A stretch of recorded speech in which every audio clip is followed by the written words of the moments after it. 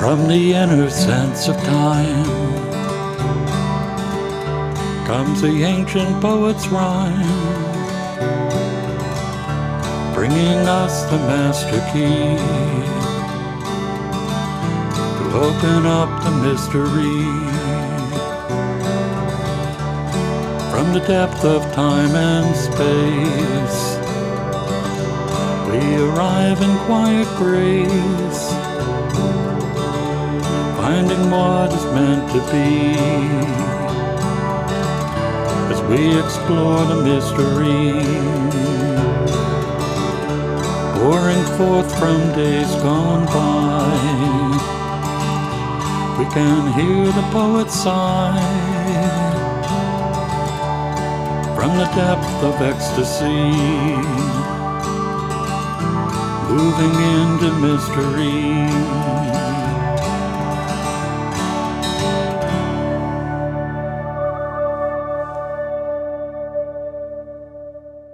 Hello and welcome again to Creative Connections. I'm Gary Blanchard, and today my guest is poet Nina Andersen. Nina, welcome. Thank you, Gary. Nice to be here today. It's a pleasure to have you. I've heard you read many times, and your poetry is just so beautiful and meaningful. So I'd like to start out by having you read a couple of your poems. Okay. This poem I've written is called I Belong, and it has to do with my experience with understanding myself and the discovery of myself in connection with nature.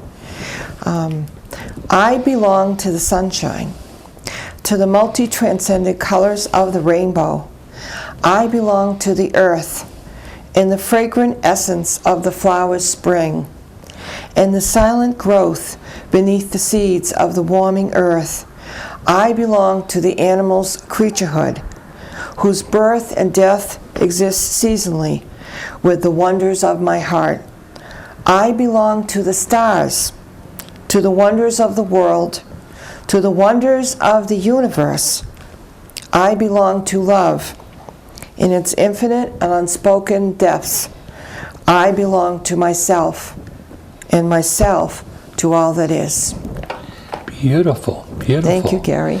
Let's hear another. Okay.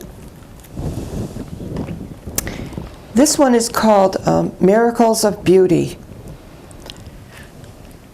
In fields of time, I walk into the green meadows of my mind and ride the airs of the wind into the clouds of eternity, reflecting all nature's ecstasy within the miracles of rocks, wind, and sky. And there, within the floating clouds, I find myself at peace, looking into a timeless world of beauty eternal. Wonderful. So how did you get into writing poetry? I got into writing poetry. It started out as a very young person. I was 11 when I first started writing it. But in the process of my introspection, I was a child who would really review things when things would happen. I used a lot of introspection in my life at a very young age. And through the process of doing that, I started to notice, I started to have thoughts that would come to me. And it would come to me like in a paragraph or a couple of sentences. And I started to realize I had something to say. And so around 11, I took a pen out and started to write. And my first writing had to do with the assassinations of Martin Luther King, Robert Kennedy, and John Kennedy. I was interested in Robert Kennedy getting in as president, and I was so disturbed over what had happened. And I thought very deeply about it and was wondering where they all were, these wonderful people. And in the process, I wrote a poem about that. I don't have that with me here today. Another poem that I wrote was a couple of years later. And I also used to think about, like, why am I here? Okay. You know, what's the whole purpose of being in this life? You know, why am I here on this earth? I mean, I looked around me and I saw, you know, trees and people, and I said, there's got to be something here going on. It can't just be an accident.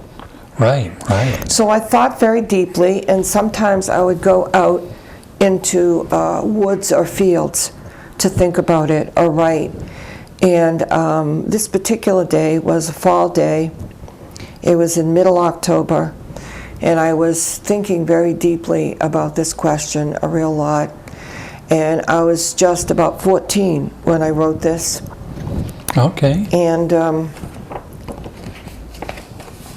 after I came in from being out in the woods and thinking about this, this is what I wrote. It's called The Ecstasy of Thought.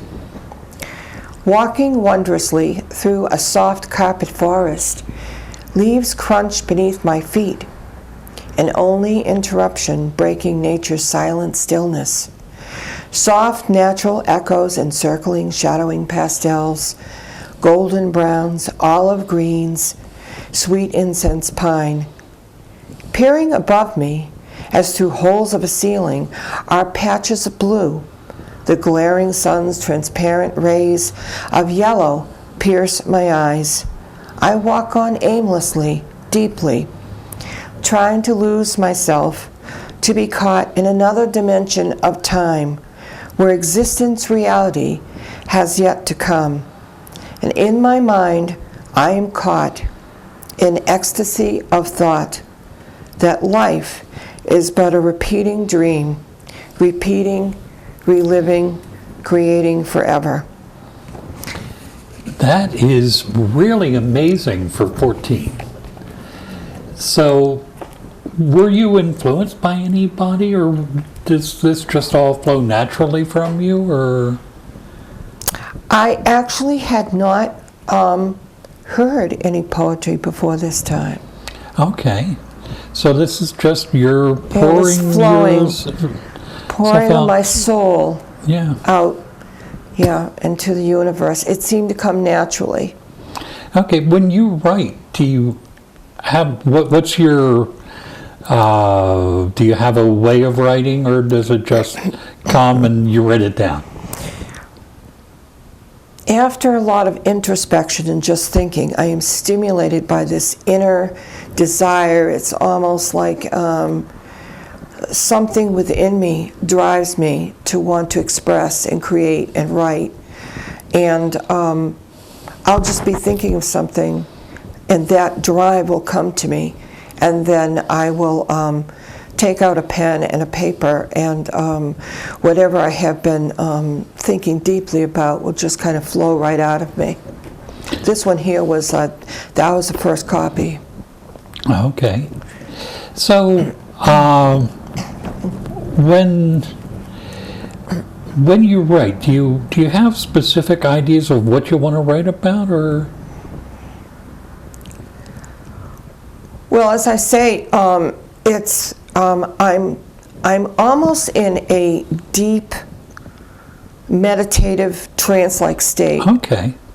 And I'm thinking about certain feelings and thoughts at the time very, very deeply. Okay. And then I'll get the sensation to write. It'll be like an inner drive and desire. Okay. And I'll feel kind of like an incompleteness if I don't follow up with it, by the way. And then I just take the pen out and go get the paper, and then right after that, it just flows right out of me. Some, of course, more effortless than others. This one was the Sure. first copy. Some, I look at it and see grammatically how it is, and it gets fixed more. And others, like this one, were just very spontaneous, so wasn't miracles of beauty. Okay. Are there certain themes that you tend to focus on in your writing? Yes. I definitely have a theme of things such as I think of miracles of beauty. Okay. Spiritual wisdom, self-discovery, issues having to do with nature in combination with spiritual wisdom that happens to come out through the process of the poem that I don't know will happen till after it's written. And a self-discovery having to do with my identity as a person, and certainly issues that are involved with justice and fairness and some political issues in the world having to do with how people are being treated, the level of compassion and empathy that is going on, and certainly nature in combination with spiritual issues. Okay. Now you had a book you were reading from. Yes, and this is mystical poems by 3 contemporary New England writers. That previous poem that I read, which was on the ecstasy of thought, is towards the end of the book. And this book is by Carol Mays, Richard Bachtold, and as you know, I'm Nina Andersen, and Carol Mays is the author, which invited me with Richard Bachtold to share in our poetry and put this together to share with the world. And, it was really amazing that the 3 of you came together, that you sort of found each other. Oh, yeah, it was wonderful. And, you're 3 writers, but there is a sense of cohesiveness throughout the book. Yeah.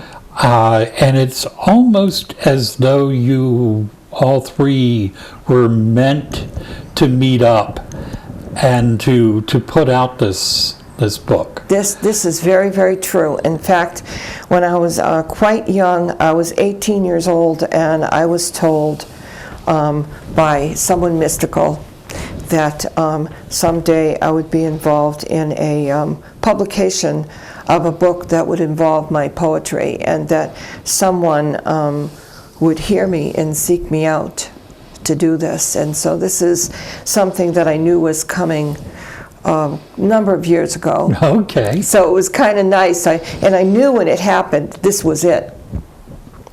Yeah, it's really amazing to me that the 3 people met, and you guys met right here in Ware. We did.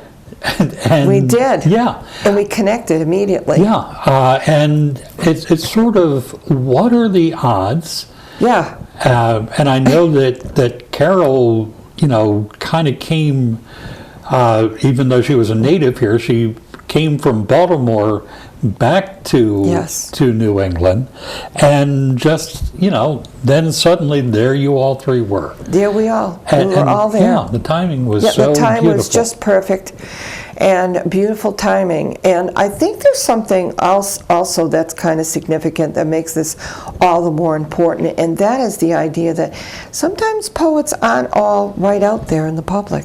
Mm-hmm. They may not even tell anybody they write. Right. And so to find each other just in that sense is unusual, and that we're all in the same spot around the same time, and we also saw that amongst each other, that we shared this. Well, and that's the other beautiful thing, because there can be so much competition among artists, and sometimes ego. Right.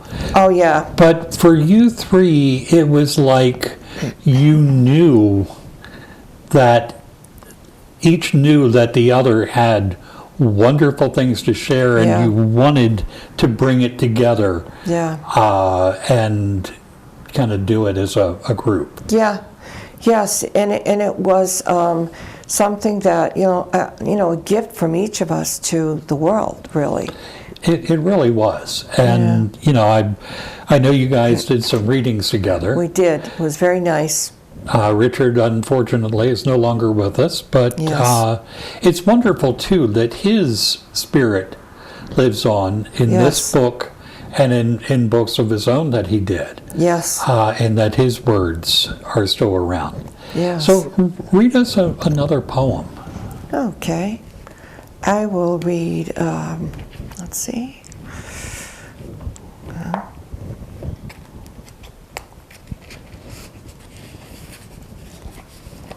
This one is called Small Minds, And this came out of my observation of what I saw on TV with politics, what I see around with seeing people interact, seeing animals struggling on the street, and just seeing sometimes injustice going on, cruelties of life that I just felt were just not fair. Small minds, living consciousness unkind, never listens to what you say, talking prejudice and fear each day. Small minds, thoughtless of their words unkind, no love or hope and emotional compassion, no desire to give or feel in passion. Small minds, they turn their eyes from suffering souls. They say they do not want to know. No time to hear the sorrowful screams of creatures' safety lost in dreams. No time for crying to help or heal. No time to know what others feel, or starving children living in fear. Small minds, living in their selfish place, talking shallow from lips to face, does not see the world in sorrow, cares not about the world's tomorrow. Small minds, no faith in God or spiritual signs, blinded from God by their own minds. Beautiful. When was that written? Thank you. This one, written, I think it was around, 2011. Okay. Around the time that this book was published, which is Diverse Voices, Poems from the Heart. This was a group of us who got together, including Carol, Richard Bachtold, myself, Gary here, and it was called the Candlelight Readers Circle. And there's a number of other poets in here besides myself, and I was in the first chapter because of my name. Beginning with A. Yeah, one of the best ways of doing something like that is to use alphabetical order. Right. Makes it just simpler. Takes care of it right on. Yeah. So, do you have any? Are you working on a standalone book of your poems? Or? I'm trying to get them all together. The thing is to try to decide which ones I want the most in, and then to put them in the order that I feel is flowing. Okay. How many poems would you guess you've written? I guess maybe it's 120 to 130, somewhere in there. Okay. In that range. Okay. Have you ever written poems that afterwards you said, no, I don't think I want to? Yeah, those are ones that aren't around right now. And they're probably another maybe 10 or 20 really sappy ones when I was 15 or 16, 17, things written about when there was breakups with boyfriends and just, those a little are bit too wishy-washy. Yeah, it's funny because when you're younger, things like, breaking up with a boyfriend or a girlfriend, or not going to the prom or whatever, just seem like the end of the world. Yes, it does. And the most important thing. Yep. And, then as you get older, you begin to see, no, that wasn't really that major. It really wasn't, right. Not when you think of the world in general and all that's going on, and then you look over your whole life and all the other very important things that happen. Yeah, it's a minor in comparison. Right. Definitely. Yeah. Have you ever written anything and then found years later that your thinking has totally changed on the subject? Yeah, definitely. So do you then just kind of discard that, or? I took one of them and I'm trying to remember if I had put it in here or not. I kind of basically got rid of it, and then was getting ready to get rid of it, and then I rewrote it. And and it's called Seasons of Love, and I didn't even put my little thing in here. Oh, you didn't know I was going to ask that question. No, but I mean, even this one, which isn't the one I'm thinking of. Oh, here it is. It's right here. Seasons of Love. I mean, it's considered pretty. It's about young love, but when I initially wrote it, I took a look at it again later on. And I went, no, this is not really very good. And then I rewrote it, and I do have it here. I didn't know if it was appropriate to read it or not. I can leave it out. You want me to read it? As long as it's not X-rated, sure. Okay. Well, okay. I guess hopefully this isn't X-rated. Okay. It's called Seasons of Love. It was a poem I had written about my very first love in high school. It was originally written differently, and this was definitely the one that I went and said, no, this is not good. And so this was rewritten. Dancing around like rays of sunshine are living memories of childish tears of laughter, beautiful summer colors, golden fire sunsets, and passionate rosy pink skies. We were hypnotized by the season of beauty's youth, of goddess bodies entranced in truth, and in each other's heated desires, time flew by us as our hearts grew wild. Running and falling amongst tall mint green grasses with warm swaying winds that spun purple blue asters. Winds lifting our shining blonde hair that shone in sunlight innocent and fair. I remember your smile so delightfully boyish and wide. I shyly thought of gently kissing your cheek, for a loving memory in my heart I could keep. Carefree children playing games, our bodies were naked without any shame, swirling round under bright blue skies and floating clouds we hid into nature, our passions we found. As daytime splendor turned into magical midnight, our hearts beat intensely and took off in flight. An evening of turquoise and shadows of time brought both of us a past rewound into time, of a prince and a princess, of a cherished moment sublime. In an instant of pleasure, time ceased to exist as our lips touched each other in a passionate kiss. That is really beautiful, and it captures that whole feeling of young love. Yeah, there's nothing like it, is it? That looking back, yeah. And I guess we get to a certain point in our life, and we can start to become very nostalgic. Yes, that's true. For what used to be, and part of it is that innocence. Yeah. That seems to be so hard to hold on to as we get older. Definitely. And it's nice to be able to look back on time and that. I did let the person know that I had put this in the book and gave him a copy, so he has a copy of himself. Okay, yeah. In there, written. Yeah. And the great thing is that it's still very anonymous. Right, still anonymous. Other than, the person who was written about, if they saw it, would put, I know what that is. But, right. And I think, it captures the time beautifully. So, I'm glad that you kind of found a way of rewriting that. Yeah. And keeping that alive. Yeah. Sometimes, rewriting is a very worthwhile thing. That was a worthwhile thing, doing that. Yes. Yeah. So what would you say is your favorite poem?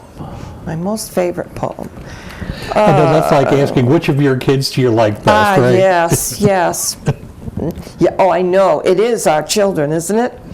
Our poetry is our written children. Let's see. I think it's Nature's Friends. That's on page 43, I think, in this book here. Yes. I think this is one of my favorite poems. I wrote this when I was 32. Would you like me to read this? Yes, please. Okay. This was written, believe it or not, in February after it was a storm, an ice storm, and then it warmed up a little bit, and the water and the light was sparkling and shining through the ice. The wind comes upon an open sky with a flowing melody that melts the glazing icicles hanging in a starburst of colors, a reflection of the sun's warming friends. In the essence of season's time, one becomes the other becomes the one. The wind becomes the sun as the sun's light blows droplets of water and color together, mixing in a fury of shine and light. Warming to each other, these two are old friends, recapturing the moods and motions within each. One cannot be without the other. They are intimately connected, the sun, the water, the wind. No season lives without its motions, no motion without its untimely moods, blending, shifting, and constantly merging, shapefully becoming part of all. Nothing is left untouched. Nothing is left unknown. Partners in an eternal, beautiful splendor of form and color. That is a really nice poem. What really captures me is that you have a way of looking at the world. You see so much more than most people see, and then you have a way of putting it into words that really convey what it is that you've seen. And the words in themselves are beautiful, and they describe us. Have you always been that observant of the world around you? I remember being that observant even around 1 or 2 years old, 1.5. I can remember that far back, of observing the sky and the stars. Okay. And thinking, oh, those stars in the sky, they're beautiful. They're like friends to me in the sky. Yeah, it was always there for me. That is such a wonderful gift to have. And we are just about out of time, but why don't you read us one more poem to send us on our way? Okay. This is probably my second most favorite poem. All right. It's called A Forest Dream. There's magic in the forest dream of woodlands, iridescent, glowing greens. Not far below the forest edge, reflections mirror the river's bed. Queenly trees, dressed in their summer's best, bend down and bow to the water's crest.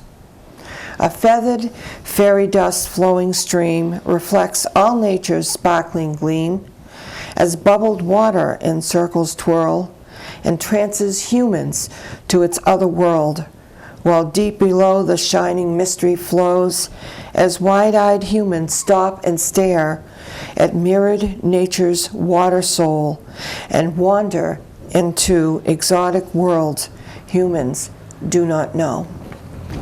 Beautiful. Nina, thank you so much for joining us. Thank you, Gary. Thank you for having me. It's been a pleasure. Yes. Thank you. Thank you. And I want to thank you for tuning in, and we'll see you again next time on Creative Connections.